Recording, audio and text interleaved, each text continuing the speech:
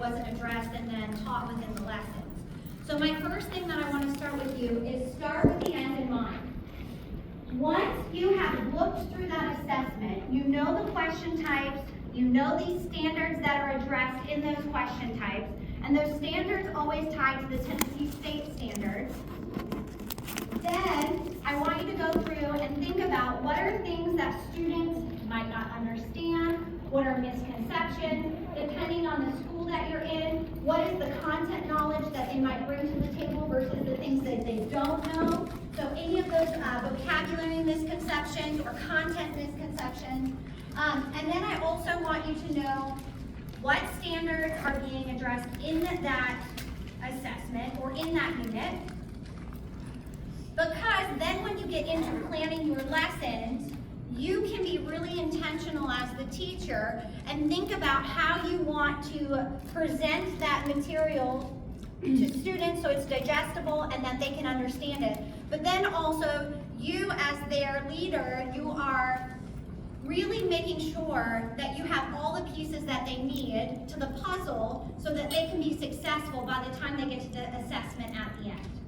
When I'm talking about assessment, I'm talking about whatever the project is, or if it is an assessment like an actual test. There are different forms of assessment. But whatever it is that you are doing to assess the learning unit or the lesson, you need to know what is in that so that you can start planning. Once you have that all, you know the standards, you know what's being asked, you know those misconceptions, then you can jump into the planning. And this is what I do every single time. When I sit down with my student teacher or my mentee, the first thing I'll do is I'll say, let's open up the text and let's look at what's being addressed here. Okay, now pull out the standards. What do you think students are going to struggle with? Then I have you go in and you can start the planning.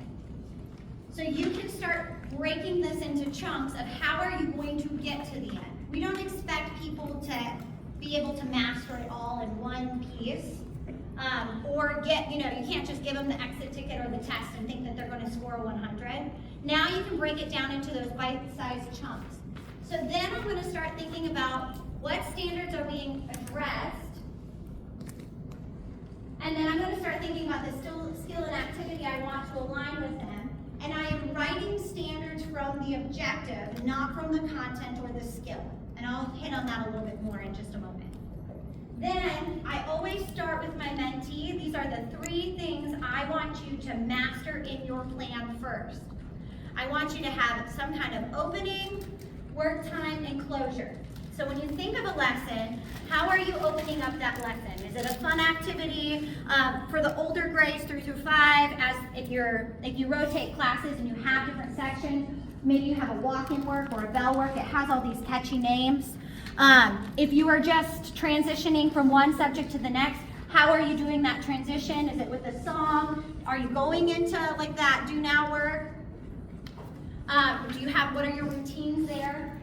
Then you have your work time. That's where you're actually going to go, and in the next slide I'll go into a little bit more of that. And then also, then at the end, we always have closure. This is the area where we run out of time, and a lot of times it gets skipped. It's also one of the most important times of the lesson. It is where they are taking all of their thinking from the day, and they are reflecting on it, and they are internalizing it and making it their own.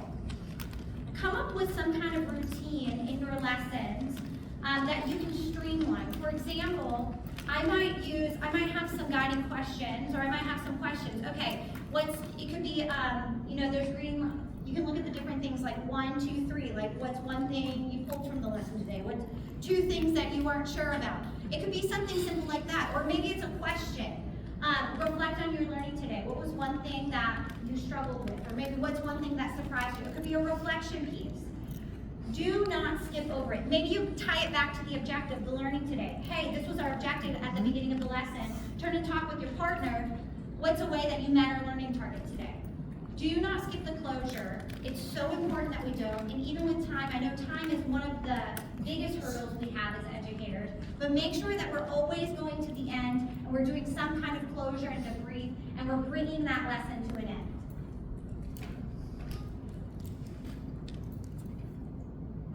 Next is the presentation of the the instructional material. So this is like the meat of your lesson, and this is like that work time. Does it have a logical learning sequence? Does it make sense? Is it something that can be easily tracked by the students? Does your lessons match the assessment? I always go back, is it worth your time in the class? I just said time is a restraint. So whatever you're doing in the class, is it meaningful, and does it tie back to that objective? Does it tie back to the standard? Does it tie back to the assessment? And then there's some things that I want you to consider. Once you get comfortable with the opening, the work time, and the closure, and you get really comfortable with that structure, then I want you to think about these things. Where do you have modeling in your lesson? These are all things that are in that rubric. Where are you explicitly standing in front of students and you are modeling what the learning looks like? Where can you pull in the students? Where can you have peer modeling? When you get into the classroom and you start your first year of teaching, and whatever rubric it is, one of the big shifts is going from a 3 to a 5 or whatever that scale is when you can start putting all of that cognitive thinking load from the teacher back onto the student. Not only am I just modeling, but where in the lesson can I pull students up, and where can I have students highlighting and modeling their thinking and their work? That's that shift from a level 3 meeting expectations to a 5 on the TIM rubric for teachers. When you start having students also show their work and show that thinking. So not only where can you model, but where can I pull in students? Hey, this is an excellent answer. Let's pull it up underneath the camera today. Or, oh, I love how you're sounding out your letter A. Can you show the class, can you turn and model, the letter A? Even in kindergarten, right? Next, engagement. Nobody wants to just sit. It's boring. We have little kids. Let me tell you, 5 and 6-year-olds, my son's in kindergarten. He can't sit there more than like 15, 20 minutes. And he's a good one, y'all. He is the kid that is in control of his body, but still after 15 minutes, he's, how are we being engaging? How are we pulling students in? How are we making this fun? There's so many different protocols we can use here. Callbacks, chants, songs, movement. Where can you tie in all of those fun, exciting different things? This is a different generation we are teaching of children. Technology, being in front of screens are real, and attention spans are much shorter. From when I first started teaching to now, I feel like every day I'm like, hey, I'm up here. I literally am in front of students, putting on a show because I have to keep their attention. And it's figuring out ways to engage them and keeping them into the learning. How can I make real world connections? How can I tie what we are learning right now? What is a noun important? How does that tie to your life?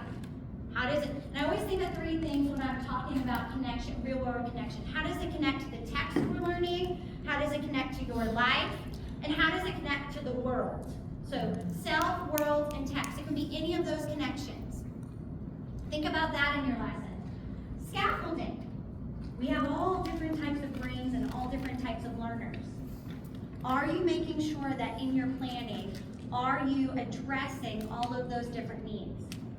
Not only do we have different types of learners, think about when I was talking about movement, some of us are really good with visuals. Some of us are really good with just listening skills. Some of us have to move to learn. So are we also thinking about those things with engagement and our different types of learners when we're scaffolding? And scaffolding, I could give you a whole PD just on that, on differentiation and what does that look like at different ages. This is something that is just continued work for all educators. And then the last one is, where can you provide choice? Choice could be context, it could be the actual assignment, it could be what they're writing about. Choose a graphic organizer, maybe it's the tools that you're using today. Where can you provide choice? Even as adult learners, we like to have choice. And when you give choice, you take the ownership then becomes more of your own, and you feel more pulled to it. You feel more responsibility for it, right? Same with kids. all ages. You give them the choice, and then they feel more connected to whatever that assignment is. So I wanted to kind of like I gave you a lot. I know there's a lot in a short amount of time, so I was going to kind of just walk you through how I would do this. So this is an actual third grade assessment that I am getting ready to give on Friday, like this Friday. And so the first thing I do when I look at this is I read through the assignment, and it's really blurry, you can't see it, but this is the story. It's a literary piece, so it's tied to our literacy third grade standards. And then we talk about what do close readers do in third grade. So the first thing you always do is you read for the gist, which are pulling out just those key details. And then based off of those key details, we come up with what is the central message or the lesson or the moral. Then the second time we close read, we're going to dig a little deeper. And for us, this time it's looking at different vocabulary or literal and non-literal words. It also can be text structures. The list goes on, but we're getting a little bit deeper in the text. And then the third time we come to the text as close readers, what we're going to do is we're now going to take all those pieces, the gist, the central message, and all of those vocabulary or text structures or pieces that we did. And then now we're going to put it all together and we're going to write. There is some kind of prompt that is going to be asked of us, and then we are going to have to respond to it. Each piece I now know, and I know which standards are tied to these different pieces. And so now I have to think about, how do I plan this in a logical way, going back to that question, how can I break this down in bite-sized chunks that can be easily digested by 8 and 9-year-olds? And how can I make it to where they are successful in their learning? So then I go into, now I can lesson plan, and I can really go into each day. So this is a lesson. Now I just pulled this straight from my curriculum. And there's a few things I do want to talk about with this curriculum. But I want you to notice some of those pieces that I told you about. Notice that this is just like an overview. They have that opening, work time, and closure. Then over here they have learning targets for you. And then this is just most curriculums have these pieces for you.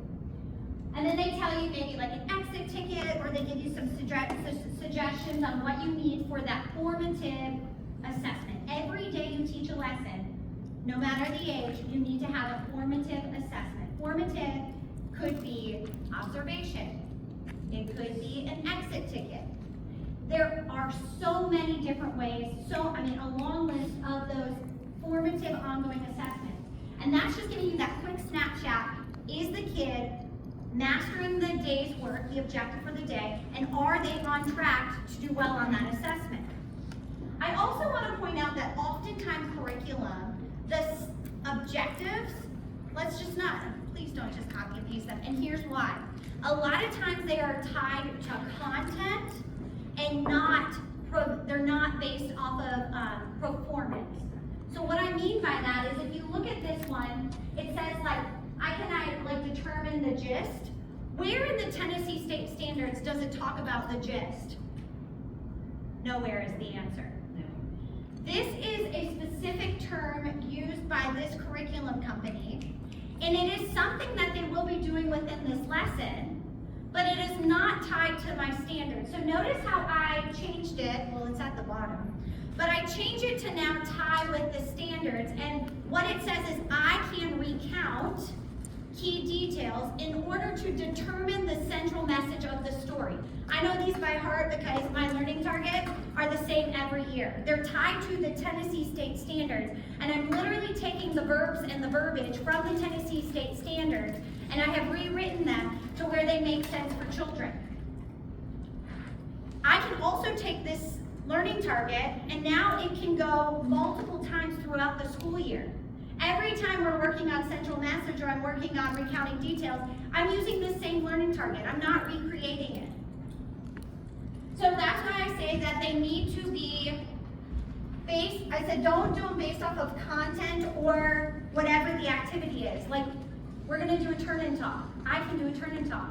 That again is based off of an activity you're doing, a participation engagement strategy. That's not based off of the standards. So make sure that when you're pulling and writing your objectives, they are from the Tennessee State Standards, and then they align with what you're doing in class. And then so I just wanted to show you, this is one lesson. So when you think about that test, the first piece I told you was they are going to pull up the gist. So I break it down really easy with kids. I say, all right, so key details, that's really hard for kids. I'm like, hey, recount the story. We break it down. Read, it's a prefix. It means to do again, count, put in order. So literally the word means we're going to put these key details, these important things, and we're going to put them back in order. When you tell a kid to do that, what happens? They rewrite the entire story. That is not what I want. I just want to pull up key details. Well, I don't know what's the key details, what's important. So we use something called the gist, which is somebody in wanted but so. This starts as a graphic organizer, and that was that first page on that test, if I go back. But it really breaks it down for them, for kids, makes it digestible. This is eventually going to turn into a mental strategy. This is something we can do as an adult, kids cannot. So we're going to practice it in this graphic organizer over and over again. But as the year progresses, this is eventually going to turn into something like math. You have mental math, right? You start on page and then eventually it turns into mental math. Same thing, it's eventually going to turn into something that you can do on your own, but right now we're going to practice it over and over again. This is how you pull key details. And I practice with them multiple stories, not just once. We do multiple stories with practice this graphic organizer, and then when I get to the test, it's a new text, same graphic organizer. Each day, I collect it as a formative assessment. How are they doing on this graphic organizer? That could be a formative assessment, collecting what they did on the worksheet or on the activity in the class. Okay, so-and-so is doing really well with this. Oh my gosh, this person has no idea what a challenge is. They do this, the challenge. They cannot pull out what the problem is in the story. So you can then start differentiating, pulling them back in small group when you're filling this out. Then notice the next part is the question. We're talking about those questions. And so then I progress and I do that. And then my next lesson, I'm going to go through, give them strategies. How do we do multi-select questions? And I'm doing that. And then my third piece before I get to the test is I teach them how to do a written response. So do you see how I logically started from the assessment and then I pulled out and I went through and I made sure I put it in bite-sized chunks for the kids before they get to the assessment. Now when I give them their test on Friday, I have seen I've done it in multiple steps, and I've also had different things along the way that I've collected, graphic organizers, questions, exit tickets, and short responses, so I know that they are prepared and ready for their test when I give it to them on Friday. So that's what I'm asking you to do. I want you to think with the end in mind. Look at the assessment, look at the task, whatever you're asking your students to do, and then go back and start planning day to day. Last, I want you to make sure, once you get comfortable with really doing that, then there's a long list of things that you can do. These are just kind of like things that you start adding in as you're going, and you'll get better at each of these things as you go. But again, modeling. Where is gradual release in, and I'm not sure if you've talked about this in your classes yet, but where is that in your lesson? You cannot expect students to master something if you've never modeled it to them. Have exemplars. If you want them to write a written response, have one already done that you can show them as an example and then walk them through that process. Give them a strategy. We use A's. Answer the prompt fully. Cite examples. Explain it in your own words. Give them something that's easy to attack and to digest. You need to model. Do it together with them. Let them turn and talk with a partner, work with a classmate, and then release it to them. Sometimes this may not all happen in one lesson. Sometimes maybe the first lesson is me modeling and we work through it together. Maybe lesson 2, because it depends on the content, right? Sometimes reading you can't do it all in one day. But in math, a lot of times you can.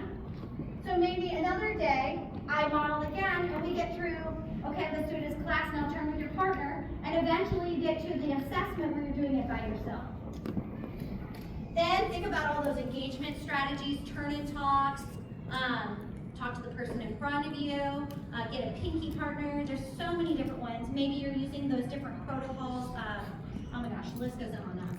Then those real world connections. Remember I told you, self, text, and world. How can you relate it to yourself? How can you relate it to the text? How can you relate it to the world? I hear my third graders outside, so I know that that's my cue at recess. So where do you need to differentiate the learning? Where do you need to scaffold it so that everybody, even when I do, say it was the writing prompt, one way I could differentiate this is I could give sentence starters.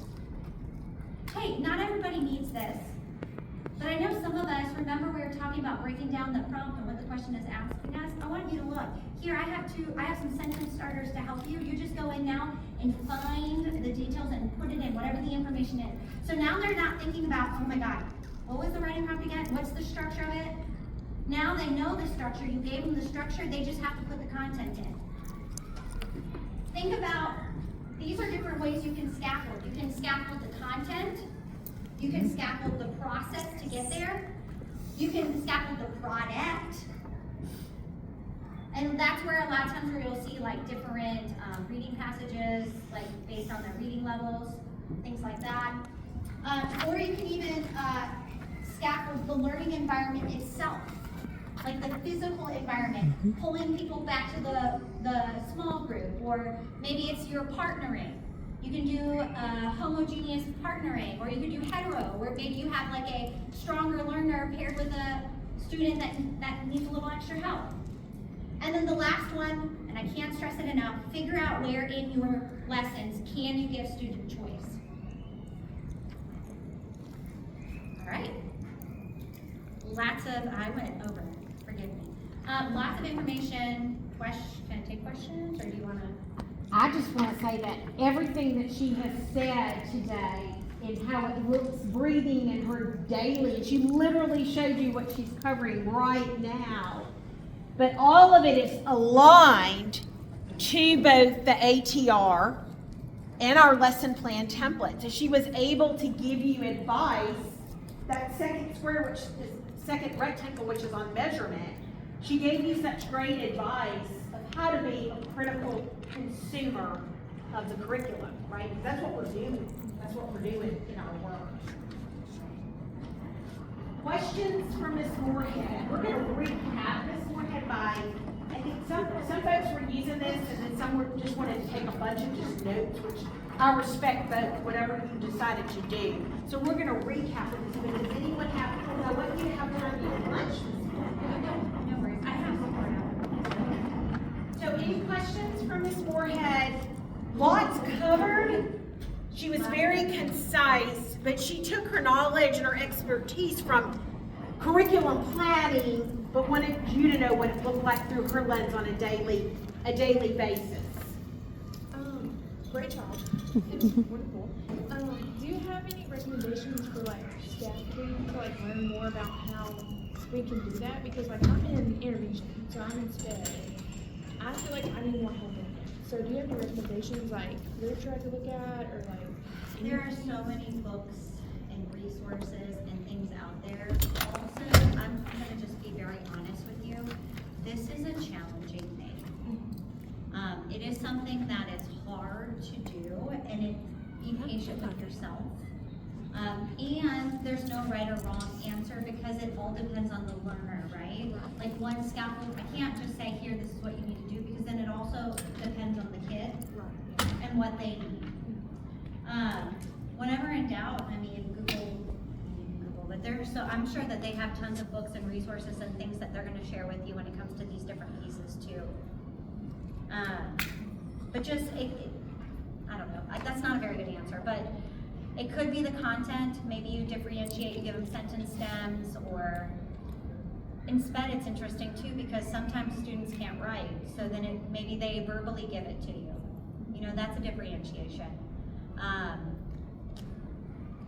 I don't know how to, I can't answer that because it just really depends on the kid. I would say also go to the IEPs because they have a lot of those things. If you're in that SPED class, IEPs, a lot of those things are already written. Their accommodations, their modifications, and their like they have specific targets in there, and a lot of that's already written how you need to do that in there. Thank you. And I think too, it depends on the discipline. and the grade level, the content. So a great model of scaffolding happened today for you. And this is what happened. We first presented you with the activity of annotating your own lesson plan, just making connections to these 4 indicators and descriptors. Then the next expectation and activity that we did was we said, here's a common lesson plan, use that, pull out the evidence of where you see it connects, but now you're looking for missed opportunities.